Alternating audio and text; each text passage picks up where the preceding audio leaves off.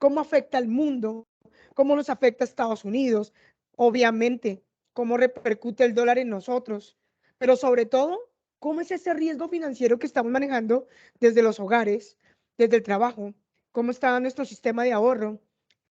Equipo, cuando nosotros en ECACEN nos unimos, yo quiero decirle algo muy especial. Cada uno de nosotros tiene un superpoder y por eso hoy Juan Carlos Senado es una de las personas que nos va a mostrar sus poderes y nos va a permitir y compartir a través de esa filosofía de las finanzas que él maneja, esos productos financieros que conoce, pues nos va a ilustrar y nos va a inspirar. Quiero contarles también que este es un equipo liderado por la doctora Nubia Rodríguez, donde sencillamente nos permite mostrar estas habilidades a través de estos ejercicios tan maravillosos como lo son la vida universitaria. En este instante, usted y yo, pues nos vamos a embarcar en ese juego, en ese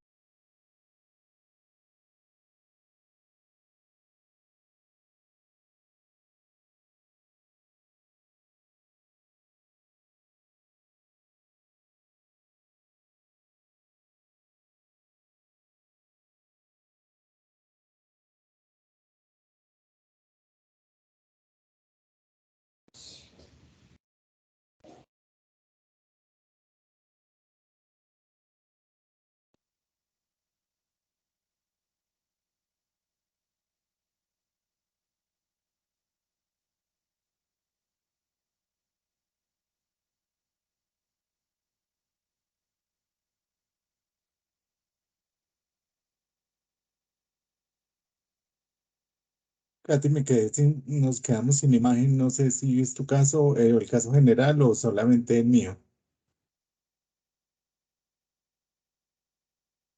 Profe, buenas tardes. Sí, señor, no se ve nada. De pronto es que Katy quedó sin imagen. Esperemos 30 segundos, si no, continuamos a ver. Ya vamos a validar qué pasó. Muchas gracias, estimado profesor Michel. Michel, Gracias. ¿cómo estás, equipo? Aquí se ve nuevamente. Michel, ¿Estamos? sí, señora. Ya están conectados. Gracias. A ustedes por estar atentos y muy pendientes. Bueno, equipo, entonces, como venía contándoles, vamos a hacer una pequeña inspiración para dar contexto a la información que nos tiene Juan Carlos hoy preparado y todo el equipo de la vida universitaria de ECACENJAC.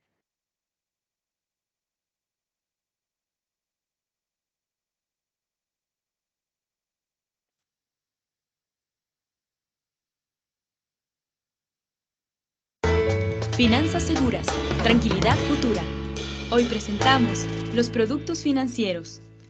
Las instituciones financieras brindan a sus clientes una serie de productos, como las cuentas corrientes, que permiten que el banco cumpla las órdenes de pago que el titular emite en forma de cheques. Las cuentas de ahorro permiten guardar dinero y sacarlo cada vez que se necesite. La institución financiera paga intereses por el dinero que mantiene en la cuenta. A través de los depósitos a plazos, el usuario entrega a la institución una cantidad de dinero por un tiempo determinado para ganar intereses. Los préstamos son montos de dinero entregados al cliente, con fines de inversión, producción o consumo, a cambio del pago del capital e intereses.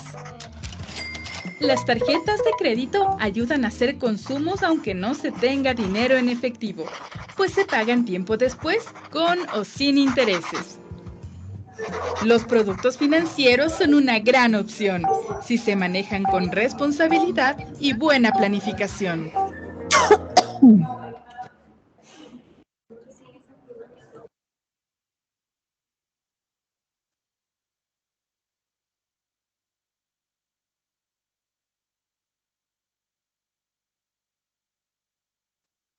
Buenas tardes, mi apreciado Juan Carlos, bienvenido. Quiero contarles que Juan Carlos hace parte de nuestro maravilloso equipo. Juan Carlos, por favor, me confirma si me escuchas bien.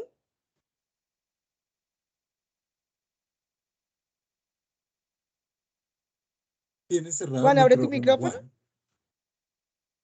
Te escucho claro y perfecto, Katherine. Buenas tardes, ¿cómo estás? Bueno, muy buenas tardes, Juan Carlos, un gusto saludarte. Y pues en este podcast magazine queremos que tú nos aclares, obviamente, toda esta información que muchos desconocemos.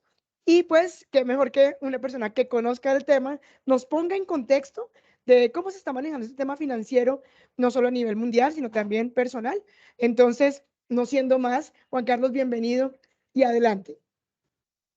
Catherine, muchas gracias. Buenas tardes para todos y todas. Gracias por esta maravillosa invitación. Y después de esta introducción que acabas de hacer y efectivamente el video también que nos compartes, pues es importantísimo complementar todo esto, teniendo en cuenta con la situación que estamos viviendo económica, esta recesión a nivel internacional. Hay que tener claridad que los riesgos siguen siendo en este momento grandes. Tenemos una inflación sin control, un aumento de tasas de los bancos centrales de los países del mundo, tenemos una mayor apreciación del dólar, las tensiones geopolíticas que están generando la guerra entre Rusia y Ucrania, además del impacto en los precios que se está dando y en la distribución de la energía y en los alimentos, que esto impulsa los costos por más tiempo. Y pues parece inevitable que los vientos de recesión se van a materializar en Estados Unidos y en algunos países europeos, y por ende, pues eso está afectando a nivel internacional. Y más allá de esta marcada desaceleración cíclica que estamos viendo, pues los países que están en desarrollo, como lo somos, digamos, en este caso Colombia, pues nos vamos a enfrentar al riesgo de estas tendencias en las economías avanzadas, como lo venía diciendo, la inflación, un crecimiento lento, una menor productividad, un uso excesivo de esos recursos energéticos a nivel mundial y las tasas de interés más altas. Entonces, allí es donde efectivamente quiero darles a ustedes esa importancia de esta situación que estamos viendo a nivel internacional para que demos un manejo adecuado de nuestros productos financieros, porque a esto también tenemos que sumarle el alza de los productos de los alimentos que ha provocado una crisis mundial que empujará a millones, desafortunadamente, a la pobreza extrema, aumentando el hambre, aumentando la malnutrición y amenazando, por supuesto, por eliminar los avances en la materia de desarrollo que hemos logrado con tanto esfuerzo. O sea que con esta información que nos empiezas a inducir, ¿qué riesgos implica, cierto, este incremento de las tasas de interés? Sí, importantísima la pregunta que acabas de hacer, Catherine. Pues en tema de riesgos, aquí tenemos claramente una tendencia de incrementos en las tasas de interés externas, que conllevan ajustes similares a las tasas de interés internas. Pero estas tasas de interés tan altas, al mismo tiempo, pues implican riesgos considerables sobre la cartera de consumo, sobre el sector productivo que tenemos en nuestro país y, por supuesto, la financiación del gobierno. Cuando tenemos una tasa de intervención política, que es esa tasa de referencia del Banco de la República, pues, ¿qué es lo que sucede acá?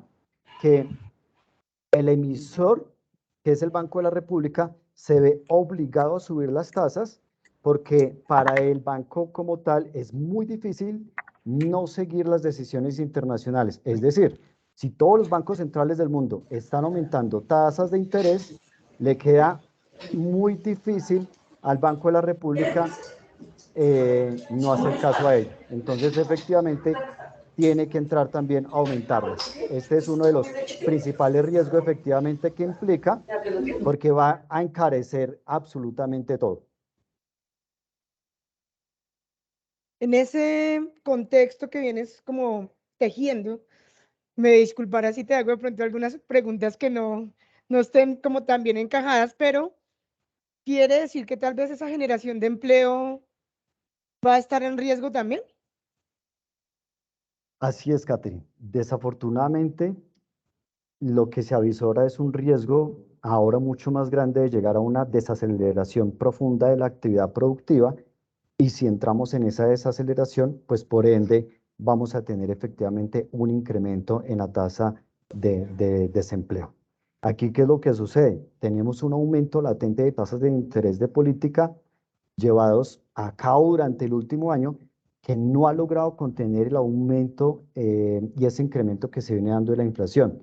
No ha logrado contener tampoco sus expectativas, por el hecho de que el origen dominante de este fenómeno obedece a choques de oferta. Entonces, si nosotros empezamos a mirar, recordemos que tenemos una curva de demanda y una curva de oferta. Y cuando hablamos del tema de empleo, en la parte laboral, la oferta son los empleados, son los que ofertan sus servicios, ofertan su mano de obra, y las empresas son la demanda. Y en este tema estamos hablando es directamente que obedeces a choques de oferta. Hay una exagerada oferta, hay mucha mano de obra disponible y no hay demanda suficiente para que poderle efectivamente dar trabajo a todas estas personas. Bueno, en realidad, nosotros desde el emprendimiento, la innovación y una serie de oportunidades para tener nuestros propios ingresos, pues siempre optamos por la búsqueda de poner en práctica nuestros talentos, competencias. Evidentemente, toda esta, digamos que, situación nos genera unas especulaciones, ¿no? ¿Cómo es el manejo de esta incertidumbre, de este temor, como nosotros en los hogares colombianos, pues tú sabes que no es lo mismo el gasto en pesos que en dólares? Entonces tengo dos preguntas para hacerte. ¿Cómo se está manejando todo este tema de la especulación, ¿no?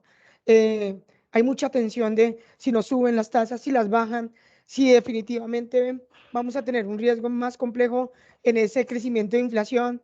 Cuéntame, pues aquí a todos, este tema de la especulación, ¿cómo nosotros los colombianos que no conocemos mucho el tema deberíamos abordarlo? Bueno, Catherine, y para todos los presentes, por supuesto, en el tema de las especulaciones, está en este momento dándose a raíz del dólar. Tenemos un dólar casi que tocando los 5.000 pesos y tenemos muchas monedas devaluadas a nivel internacional, no solamente la moneda colombiana. Algunas naciones, ¿qué es lo que hacen? Optan entonces por vender sus reservas nacionales. Cuando empiezan estas especulaciones, sube el dólar, baja el dólar, sube la inflación, ¿qué va a pasar a futuro con el tema del empleo? Empiezan a generarse efectivamente estas situaciones donde las naciones aprovechan por vender sus reservas nacionales. Pero ¿qué pasa entonces cuando venden esas reservas nacionales? Tenemos una serie de agentes que están apostando, en este caso, por ejemplo, contra el peso. Pueden contarse dentro de estos los exportadores, los mismos bancos, los comisionistas, los inversionistas, pero hay un factor clave que es precisamente el de los especuladores. ¿Qué es lo que hacen ellos? Van tras esas monedas de los países en donde no ven una claridad, estabilidad macroeconómica y política, por supuesto, por lo que tienen la posibilidad de obtener ganancias fácilmente. Entonces, ¿qué es lo que hacen? Genera una especulación, voy a irme con un claro ejemplo, genera una especulación, digamos, con el tema del precio del dólar, que genera y recae directamente con el precio de nuestro café que lo colocamos a nivel internacional. ¿Y por qué hago la comparación del dólar y el café? Porque es que resulta que el dólar es la moneda que se maneja en el 80%, es decir, es la moneda más utilizada a nivel internacional para poder hacer todos estos intercambios. Entonces, esas especulaciones generan que nos pegue directamente el aumento del dólar y que nos afecte directamente en el precio del café. Cuando el precio del café empieza a caer, ahí es donde estos especuladores aprovechan allá internamente, aprovechan efectivamente para hacer toda esa compra de esas acciones y toda esa compra de café. Y cuando todo empieza otra vez a normalizarse, dejan de especular, todo empieza otra vez a normalizarse, empieza otra vez a subir el precio y ahí es donde ellos aprovechan y venden y obtienen efectivamente sus ganancias. Entonces, las especulaciones es un tema bien delicado, tenemos que hilarlo muy delgado y manejarlo muy bien, porque es algo que afecta a la mayoría de manera negativa y solamente va a afectar positivamente a unos pocos que son efectivamente los que generan esas especulaciones. Bueno, apreciado Juan, y a toda la familia casenista que está en este momento haciendo parte de este gran ejercicio. Nosotros normalmente hablamos mucho de finanzas cuando hablamos de pronto de capital semilla, o por qué no esos ahorros, o por qué no la famosa ley del crowdfunding, donde la familia, los amigos, los fans, pues aportan, ¿cierto? Y creen obviamente en temas de emprendimiento e innovación. Pero en este caso, no todas las familias están volcadas al emprendimiento. No todas las personas están con ese ánimo de crear sus propios ingresos. Entonces, se generan unos ruidos grandes. Uno de esos ruidos, y me gustaría que me ayudaras de pronto a mitigarlo o a afirmarlo. Juan, ¿tú crees que es buena idea que saquemos los ahorros y, no sé, invirtamos en dólares? Si eso puede ser viable, pues las casas de cambio, ¿qué papel están jugando en esto? ¿Sí? ¿Cómo nosotros los colombianos podemos bajar un poco el temor de que nuestra moneda tal vez se va a devaluar tanto que vamos a perder no solamente dinero, sino tal vez el valor de nuestras cosas, ¿no? Entonces, cuéntanos un poco, ¿crees que es viable salir corriendo y buscar bancos en el extranjero, cambiar y vender todas nuestras cosas para invertir en dólares? Cuéntanos un poco. Bueno, Catherine, bueno, tampoco hasta el punto de pronto que tengamos que vender nuestras cosas. No, digamos que estamos en una situación que no es fácil en la economía a nivel internacional y que por supuesto pega a nuestro país y nos pega directamente a nuestro bolsillo, pero tampoco es para que nos alertemos hasta tal punto en que, Dios mío, voy a tener entonces que vender todo y no, digamos que hay cosas que efectivamente podemos hacer para mejorar nuestro flujo de caja y de alguna manera mitigar y amortiguar esa inflación y esa situación económica por la que estamos pasando. Y hay algo que tú acabas de mencionar claramente y es precisamente el tema de ahorrar en dólares. Claro que lo recomiendo, por supuesto que sí. ¿Qué es lo que pasa acá? El precio del dólar, aquí vamos a mirar porque tú también la pregunta dices, también cómo intervienen en este proceso, pues todo el tema de las casas de cambio. Entonces es importante, primero darles la claridad, que el precio del dólar en las casas de cambio o de la divisa como tal, que se está comprando no se encuentra regulado. En nuestro país no está regulado. ¿Qué sucede entonces acá? Que estos valores los fijan directamente los agentes cambiarios dependiendo del efectivo disponible y el movimiento del dólar durante el día. Y ahí es donde también entran los famosos especuladores. ¿Qué sucede entonces aquí? Cuando nosotros tenemos que la TMR del día está en 4.822, no necesariamente la casa de cambio tiene que regirse sobre esa TMR para hacer la compra y para hacer la venta como tal de la misma divisa que estamos hablando de los dólares. Porque puede suceder que en el día estemos cerrando la TMR en 4.821.000 pesos, pero resulta que a raíz de las especulaciones puede haber un boom donde la gente se está volcando a comprar dólares. ¿Qué hacen entonces las casas de cambio? Como no me las regula nadie, yo entonces me puedo dar el lujo de vender, se me está viniendo una demanda impresionante para comprar los dólares, pues me aprovecho de eso y se los voy a vender a 5.000, 5.200 pesos. Pero resulta que si es todo lo contrario, donde efectivamente no hay buen movimiento de dólares, entonces no hay suficiente demanda. Por ejemplo, en este momento ya no estamos en verano en Estados Unidos, ya no estamos en verano en Europa. Entonces, en el tema turístico de nuestras personas aquí en Colombia que desean ir hacia esos países, pues baja. Al bajar, pues baja asimismo la compra también, digamos, en este caso de los dólares. Al bajar la compra, quien vaya a ir a comprar, pues lo va a poder comprar más económico, no a los 4.821 en que cerró la TMR, sino que posiblemente la casa de cambio se lo puede estar vendiendo en 4.500, 4.600 pesos. Entonces, ese movimiento también de oferta y demanda genera también efectivamente que esté dándose ese movimiento del valor del dólar. Eso en cuanto a la intervención en este proceso de las casas de cambio. Pero ¿qué pasa acá? Que el dólar, como yo lo manifestaba ahora, estamos hablando que es una moneda que es un activo, que es estable, que es un activo que se genera y se mueve a nivel de todos los mercados globales. Y lo que les mencionaba ahora, el 80% del comercio internacional está establecido en dólares. A raíz de ello, es que es muy recomendable efectivamente poder realizar esos ahorros en dólares. Ahorrar en dólares no nos va a sobrar, porque en un momento como estamos en el que la tasa representativa del mercado refleja un dólar ya muy cercano a los 5.000 nuevamente, pues cobra más importancia en esos ahorros que las personas puedan tener en esa moneda. Y para ello, tú decías, no, vamos a recurrir a bancos internacionales, no. Tenemos también bancos nacionales donde efectivamente podemos transar a través de filiales en el extranjero ese tipo de cuentas de ahorros en dólares, como cuáles, un Bancolombia, Davivienda, Itaú, un Banco Bogotá, pues están entre efectivamente estas entidades financieras que ofrecen este tipo de opción de este tipo de cuentas de ahorros en dólares. En ese orden de ideas, entonces, tengo varias inquietudes. Si yo puedo ahorrar en dólares, si tengo la oportunidad, seguramente, no sé si esto es así, tú me corriges, al subir el dólar, mi inversión mejora. Pero viene una pregunta. Al subir el dólar, ¿cómo afecta en los bancos mundiales y cómo afecta en esa reserva americana?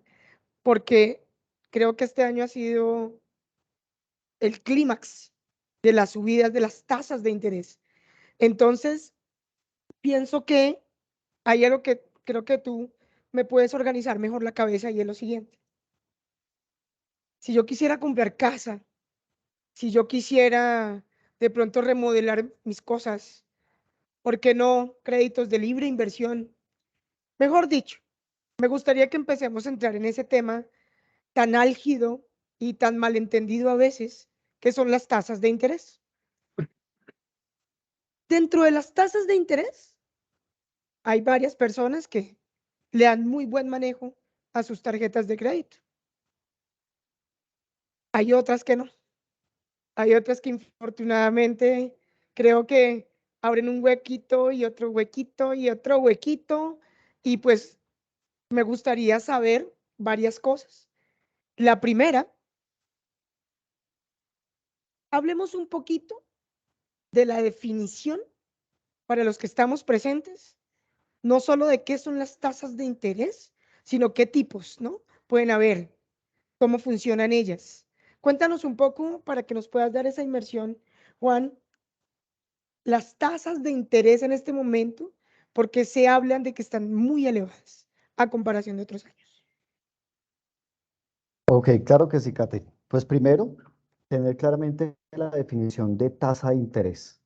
Es tener en cuenta que es un porcentaje donde yo, digamos, como entidad o yo como inversionista, porque se puede presentar de las dos maneras, voy a obtener de retribución, voy a obtener de utilidad por un dinero que yo estoy prestando. Entonces, si yo soy entidad financiera, presto 1.000.000 de pesos y la tasa de interés es ese porcentaje que me tienen que retribuir como ganancia.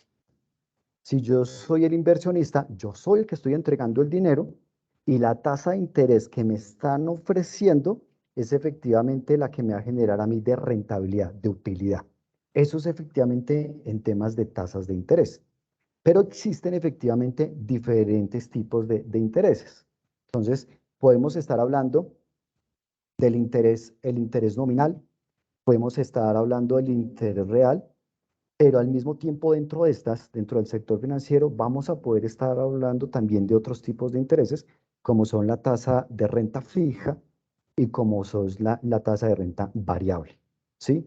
Entonces, para dar más claridad a esto, cuando nosotros hablamos de la tasa nominal, es esa tasa que nos están dando anual, pero que no es realmente la que nosotros estamos utilizando, sino que es simplemente una tasa que tomamos como base. Y cuando nosotros la convertimos a tasa real, es esa tasa que nosotros comúnmente llamamos como tasa efectiva.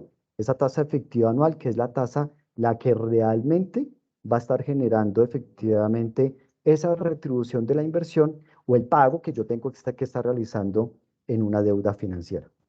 ¿Sí? Pero entonces ya si empezamos a hilar, si yo voy a ir a obtener un crédito o voy a hacer una inversión a través de un título de valor con una entidad financiera, voy a poder tener la opción ya de las otras dos tasas, que es la tasa de renta fija o la tasa variable. ¿Qué es lo que pasa con la tasa de renta fija? Como su nombre lo indica, es una tasa fija. Si yo voy a solicitar un crédito y la entidad financiera me dice, listo, es un crédito de consumo. Ah, bueno, la tasa es del 35%.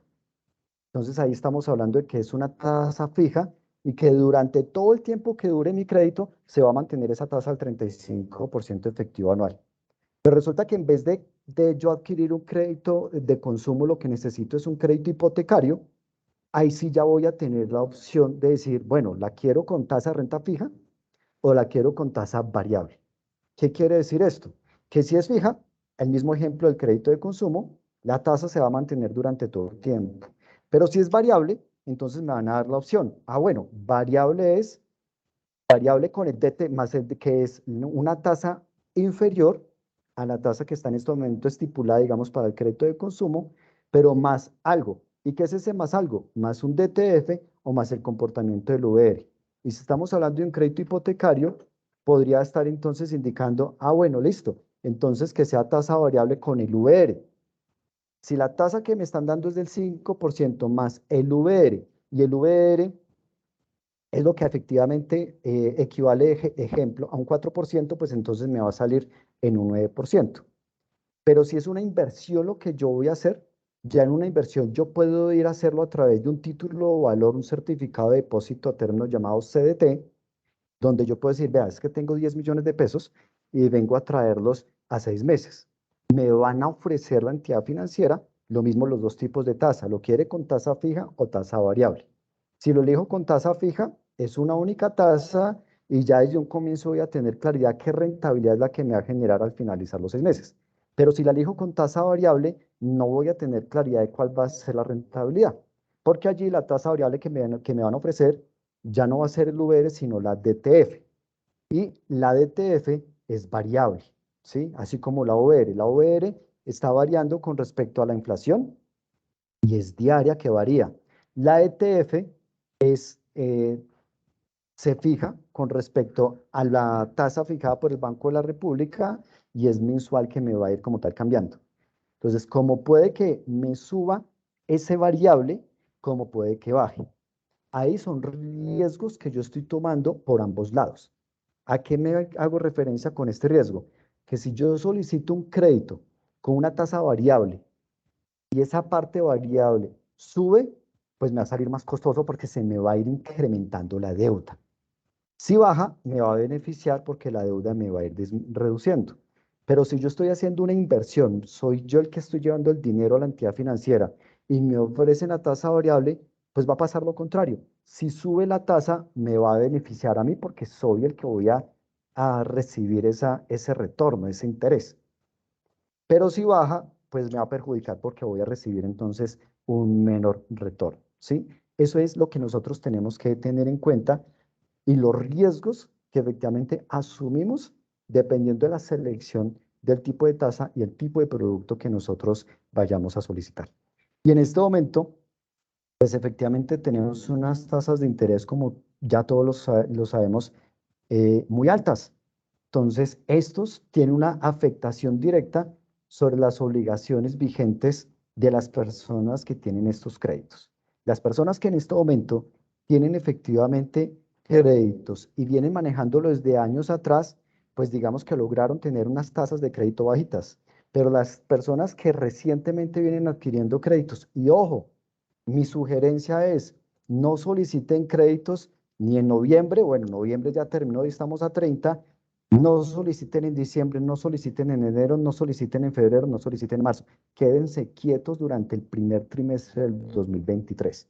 Porque si solicitan créditos en las condiciones en que estamos en este momento de las tasas tan altas, los va a llevar a una latente pérdida, ¿sí? Van a empobrecerse, por decirlo así de alguna manera. ¿Qué es lo que sucede entonces? ¿Qué es lo que sucede acá? Tenemos una situación que el ingreso que tenemos en este momento sigue siendo el mismo.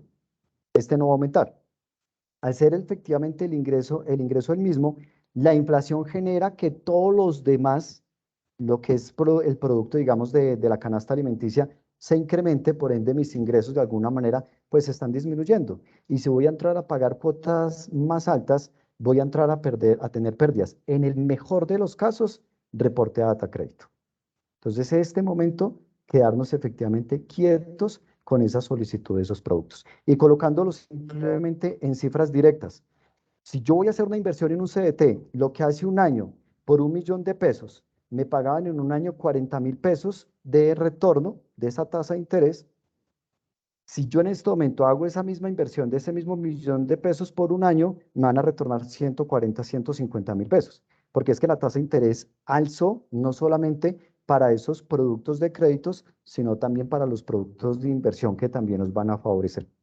Pero en esos productos de créditos, si yo voy a hacer efectivamente un pago, si yo presto en este momento, si a mí el banco me presta en este momento 1.000.000 de pesos, yo tengo que pagarle, si fuese a un año, tengo que pagarle 200.000 pesos por ese millón de pesos. Si es en una tarjeta de crédito, tengo que pagarle casi los mismos 200.000 pesos. Y si es un crédito de vivienda, tengo que pagarle 150.000 pesos. Pero si lo llevamos a los plazos reales en que la gente normalmente solicita esos créditos, que estamos hablando de que un consumo a 5 años, una tarjeta de crédito compras a 24 meses y un vivienda a 15 años, en un consumo resulto pagando 2 veces ese valor. Entonces, 1.000.000 de pesos, pago 2 millones de pesos. En una tarjeta de crédito resulto pagando 1.5 veces. 1.000.000 de pesos, tengo que pagar 1.500.000. Y en un crédito de vivienda, tengo que pagarle 2.5 veces. Por 1.000.000 de pesos, tengo que pagar 2.5 millones de pesos. Ahí es donde tenemos que tener efectivamente esa claridad y es si realmente lo necesitamos en este momento. Nosotros ahorita estamos en un espacio de conocer, de ampliar. El esquema bancario muchas veces no es tan explícito, no es tan claro, ¿sí? Creo que muchos de nosotros hemos sido bombardeados en algún momento en centros comerciales, centros de autoservicio, para hacernos adquirir tarjetas de crédito. Los dan ahora sin estudio. Es aterrador, ¿no? Es una aprobación de inmediato. Prácticamente lo que antes se demoraba con unos trámites bastante largos, hoy en día es cuestión de una llamada, es cuestión de un espacio de 2, 3 horas, tal vez menos. El juego de la vida crediticia en este país, y yo creo que en cualquier parte del mundo, es muy importante.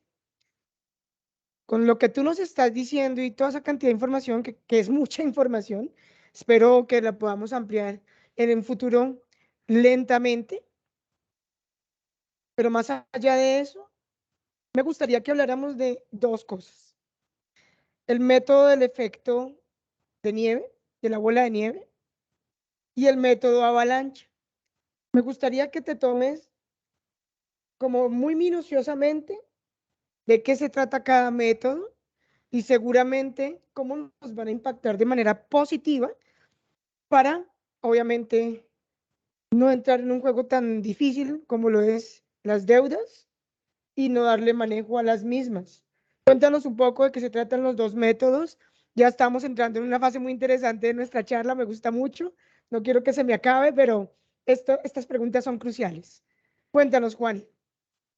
Súper, Catherine, excelente esa pregunta y pues va unido a lo que yo te comentaba ahora. Listo, estamos en una situación de riesgo en nuestra economía donde probablemente por la situación que se está viviendo a nivel mundial se está entrando incluso en una recesión económica internacional.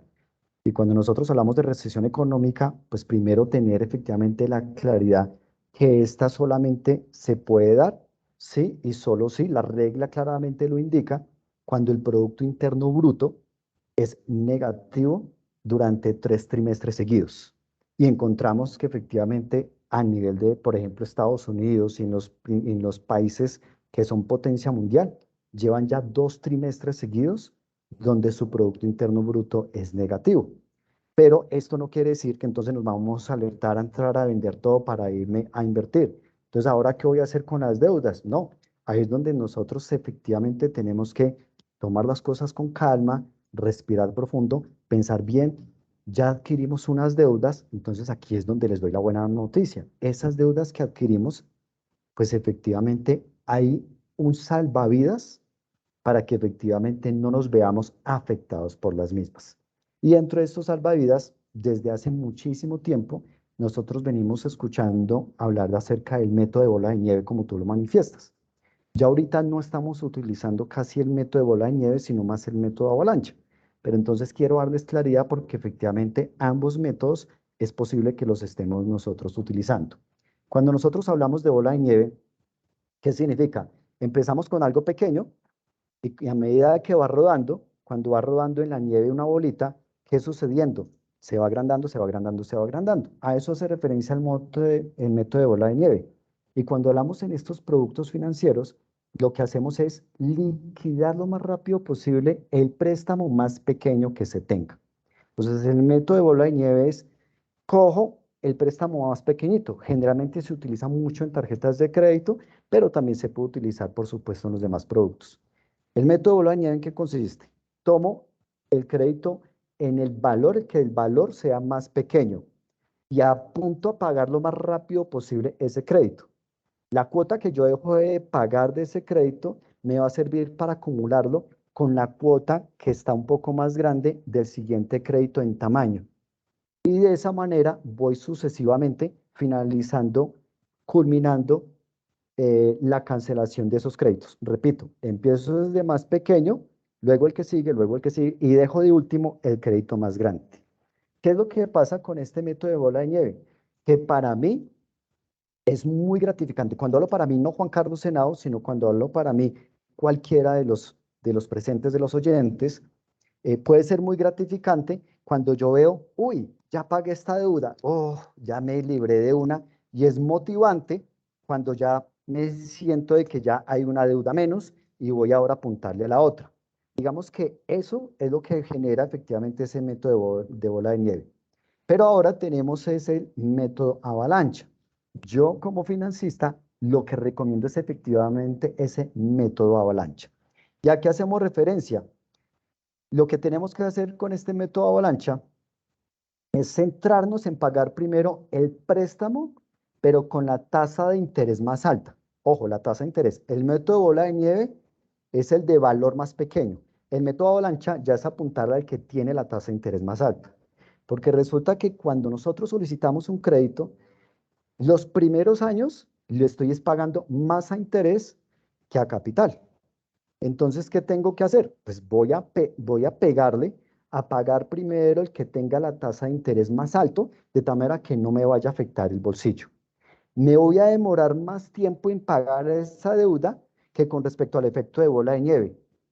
Pero al futuro, al finalizar, es más lo que me voy a ahorrar en dinero que con respecto al efecto de bola de nieve. Entonces, si la persona que va a hacer efectivamente estos pagos, lo que busca es algo rápido, pues efecto de bola de nieve. Pero si la persona es más analítica, más financiera y más paciente para la culminación de estos productos, ahí es donde más le conviene efectivamente ese método avalancha. Esto, cualquiera de los dos métodos les va a servir, les va a ahorrar mucho dinero, pero personalmente recomiendo y sugiero más ese método avalancha, porque voy a apuntar a esos créditos que tienen una tasa de interés muy alta, y lo que me voy a ahorrar es efectivamente el evitar el pago de esos intereses. ¿Qué es lo que debo hacer en este método avalancha? Lo primero que tengo que hacer es pagar las cuotas mínimas de todas las deudas, o sea, la cuota normal. Una vez realizada la cuota normal de todas las deudas, a la que tenga la tasa de interés más alta, voy a hacerle luego un abono extraordinario a capital, de tal manera que me pegue directamente todo ese dinero al capital, y eso automáticamente hace que al reducirse el capital me va a disminuir también el valor de los intereses que tenga que pagar. Y después de saldar esa deuda, pues ahora ¿qué hago? Sigo con la siguiente, que efectivamente sea la consecuente en orden en el tema de la tasa de interés más alta. Entonces, por ejemplo, si yo tengo un crédito de consumo, que en este momento está en promedio 30% efectivo anual, pero tengo una tarjeta de crédito al 38% y tengo un crédito de vivienda que en este momento está en promedio al 15%, con el método avalancha, ¿qué hago? Pues voy a pegarle primero a pagar la tarjeta de crédito, que es la que me está saliendo en el 38%, que es mucho más alto. Esa es la diferencia y lo que nosotros debemos hacer con esos dos métodos, Catherine. Bueno, definitivamente, equipo de CACEN, equipo Hack, cada uno de los participantes que estamos aquí, estoy segura que tenemos algún dolor de cabeza por ahí. De pronto no le hemos puesto mucha atención. Cuando uno va al médico, a veces vamos es porque ya estamos muy enfermos. Y muchas veces ese médico en algún momento nos dijo cuál era la solución de un posible dolor o cómo evitarlo. Mi analogía va a que muchas veces en Colombia hay muchos mitos, que el que no se endeuda no tiene, que entre más capacidad económica en el tema de endeudamiento, supuestamente más libertad vas a tener. Pero yo creo que la reflexión de todo este gran ejercicio, si ustedes se han dado cuenta, amigos ecasenistas, y toda la población que se está en este momento uniendo con nosotros, hemos hablado este semestre especial, hemos tenido bastantes conferencias, bastantes webinars, bastantes reuniones donde hemos hablado mucho de gastos hormiga, cómo hacer el ahorro 80-20, cómo optimizar obviamente nuestras inversiones, ¿cierto? No solo el mercado de capitales, ni tampoco los temas bancarios, sino también la educación propia del ahorro, ¿cierto? De manera, yo lo llamo el ahorro artesanal, ¿no? Donde pues nosotros tenemos una conciencia, creamos nuestros propios espacios de cómo llegar a ciertos sueños, lograr ciertas metas. Juan Carlos, ya para despedirnos de este programa tan bello, yo sé que no es usual que estemos tan psicorrígidos, tan serios, tan metidos y tan concentrados en un tema. Lo que pasa es que las finanzas, dentro del emprendimiento, la innovación y todos estos temas tan importantes, pues simplemente es el dolor de cabeza más grande o la satisfacción más grande. Juan Carlos, una inspiración para toda nuestra gente. Cuéntanos por dónde ese Juan Carlos Henao, ¿cierto? Nuestro miembro activo, parte de nuestra escuela CACEN, ubicado aquí en la zona centro de Bogotá, Cundinamarca, en el JAC. Juan, sabemos que no nos las sabemos todas, pero en tu experiencia, ¿qué nos dejas para empezar a mitigar un poco esas deudas, ese mal uso de la tarjeta, eh, sobregirarse todo el tiempo? Como decía mi hermoso padre, a veces compramos muy rápido con los ojos y se nos olvida un poco la razón. Entonces cuéntanos un poco dentro de tu expertise y aprovechamos pues para ya dar el espacio de cierre a nuestro ejercicio del día de hoy. Gracias, Catherine. Bueno, dentro de mi expertise, ¿qué les dejo? Primero, en el manejo de lo que corresponde a estos productos financieros, lo que les manifesté, diciembre y el primer trimestre de 2023, quedémonos quietos, a no ser que sea algo realmente necesario en tener que adquirir una deuda. No compremos un producto por comprarlo con una tarjeta de crédito, porque me va a salir mucho más costoso. Aparte de que la tasa de interés está bien alta en la tarjeta de crédito, yo lo voy a mandar a varios meses y me va a salir mucho más costoso. Utilicemos la tarjeta de crédito si lo que voy a hacer es comprar una maquinaria que me va a generar un ingreso. De esa manera voy a amortiguar ese gasto que voy a tener al pagar los intereses de la tarjeta de crédito. De lo contrario, dejémosla quietica. ¿Los productos financieros son necesarios? Claro que sí, porque nosotros es muy difícil tratar de conseguir, por ejemplo, una vivienda sin un crédito hipotecario. Es muy difícil llegar y hacer el pago de contado. Entonces, por supuesto que son necesarios, pero que no sea un endeudamiento del 100% del producto. Que si yo voy a comprar una vivienda, aunque la ley de vivienda me dice que tengo que tener por lo menos el 30% de inicial, pues venga, tratemos al menos de nuestros ahorros tener por lo menos un 50% de la cuota inicial y que el crédito sea solamente el otro 50%. O sea, es saberle dar manejo efectivamente a esos los productos, sí y solo sí son necesarios. Pero que necesitamos del sector financiero, claro que lo necesitamos. Sí, ese, digamos, como un primer tipcito. Segundo tip, invertir. Y cuando nosotros hablamos de invertir, no es que tengo que tener mucho dinero para poder invertir. No, no necesariamente. Con poco dinero también podemos invertir. En vez de dejar el dinero efectivamente allí guardado en la casa, pensando en que no, es que como las tasas van a seguir subiendo, voy a esperar a que suba más la tasa del CDT para poder ir llevarla ya la plata allí, pues voy a estar dejando de ganarme unos intereses por tener yo la plata y quieta en la casa. Entonces, si tengo 5 millones de pesos, no importa el monto que sea, 1 millón, 2 millones, 5, 10, 100 millones de pesos, en vez de dejarlos quietos ahí en la casa, venga, llevémoslos a un CDT si es que quiero tener una inversión fija y que sea una inversión que no sea de riesgo, que sea una inversión tranquila.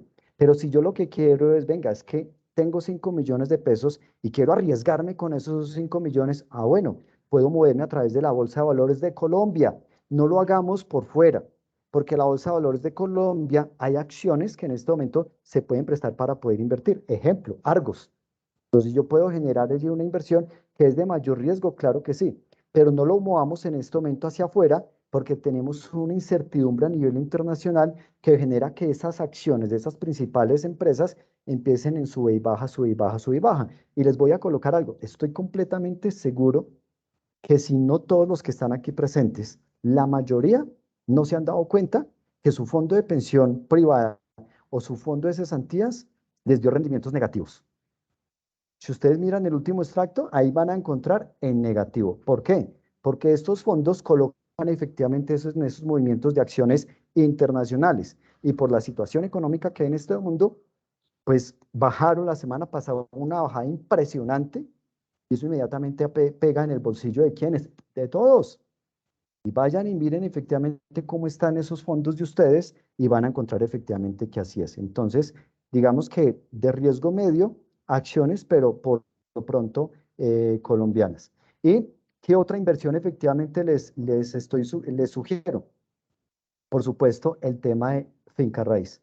Cuando nosotros hablamos de finca raíz, esta es una inversión que de verdad que es supremamente interesante, porque nosotros aquí lo que hacemos efectivamente con esta inversión es importantísimo porque nos está generando no solamente diferentes tipos de rentabilidad, sino que adicionalmente la propia raíz de por sí, pues se va a estar valorizando anualmente. Lo que nos dice el DANE es que el bien inmueble se está valorizando en promedio en un 5% anual. Y hay muchas opciones de nosotros poder invertir en bienes raíces, por ejemplo, en fideicomisos inmobiliarios. ¿A qué hago referencia con un fideicomiso?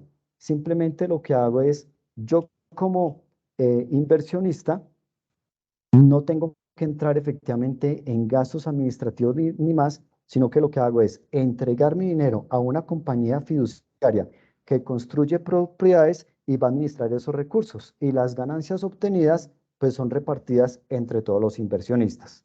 Hay otra opción también que tiene que ver con bien raíz, es comprar casas en remate y las vendo. Yo compro una casa en remate, la voy a comprar obviamente a un bajo costo con respecto al valor real. Si está en buenas condiciones, la vendo ganándole. Si hay que hacerle algún ajuste, pues listo, le hago el mantenimiento que se requiera y la vendo, pero también lo voy a estar ganando. También otra opción es el crowdfunding inmobiliario. Aquí básicamente es una inversión colectiva en la que varias personas invierten en un proyecto inmobiliario. Esta sí se hace a través de una plataforma digital y se obtienen ganancias periódicas efectivamente por esta sin ser los dueños del proyecto. Otra que también les recomendaría también que tiene que ver con propiedad raíz. Y soy fan número 1 de esta opción, comprar viviendas sobre planos. Cuando yo compro hoy una vivienda, y les voy a colocar un ejemplo, vamos a suponer que yo hoy voy a comprar una vivienda que me cuesta, y me dicen, vea, vale 750 millones de pesos para entregar dentro de 4 años. Pero resulta que esos 750 millones de pesos, como me los van a entregar dentro de 4 años, yo no tengo que desembolsar en este momento los 750 millones. Tengo 4 años para amortiguar la cuota inicial y lo que falte con crédito para completar esos 750 millones. Lo que quiere decir que si traigo esos 750 millones que realmente van a ser dentro de 4 años la entrega y lo traigo a futuro, es como si estuviera comprando realmente un inmueble entre 500 y 600 millones de pesos. Pero cuando me lo entreguen dentro de 4 años, ya ese inmueble no me va a valer 750 millones, que es por lo que estoy pagando con él, sino que ya ese inmueble vale 1.000 millones de pesos. Conclusión, me gané toda la valorización. Si lo quiero vender en ese momento, ya estoy ganando por donde lo mire. Si no lo quiero vender, ahí es donde viene entonces la otra opción que también recomiendo. Lo arriendo. Entonces, también es una muy buena opción comprar un inmueble para arrendarlo, donde el inmueble se me va a estar valorizando en el tiempo y adicionalmente yo voy a estar adquiriendo también un ingreso a través del arrendamiento. Excelente. Y que tuve que hacer un crédito, pues el arriendo me va a ayudar a amortiguar la cuota efectivamente del crédito. Excelente. Muy bien. Tenemos otra opción, tenemos otra opción como fondos de inversión inmobiliaria, donde ahí ya efectivamente lo que se hace es agrupaciones que compran y administran inmuebles, y lo que nosotros hacemos es simplemente colocar el dinero en ese fondo para que nos retribuyan también las ganancias. Eso, digamos, como tipsitos en cuanto a las inversiones que les recomiendo. Pero para nosotros poder llegar a hacer realidad esos tipsitos y esas inversiones, hay algo que tenemos que tener clarísimo. Y es que, por ejemplo, si yo me gano 1.000.000 de pesos, de ese 1.000.000 de pesos, 200.000 pesos sí o sí, tengo que ahorrarlos. 500.000 pesos voy a utilizarlos en gastos obligatorios y gastos necesarios. ¿Cómo cuáles? Ahí ya hablamos efectivamente de vivienda, de educación, de impuestos. Ya ahorita quiero comentarles algo de impuestos, préstamos. Esos son los gastos fijos obligatorios. Ahí dedico esos 500.000 pesos. Y los otros 300.000 pesos tengo que dedicarlos ya a lo que corresponde a gastos discrecionales. Lo que pasa es que estos gastos discrecionales es muy delicado porque muchas veces es donde se nos convierten en los gastos hormiga. Pero la sugerencia es, Muy venga, bien. ahorremos de ese 1.000.000 de pesos, cojamos 200.000 pesos de Excelente. ahorro. Muy bien, Juan, pues gracias de verdad por esta intervención tan maravillosa.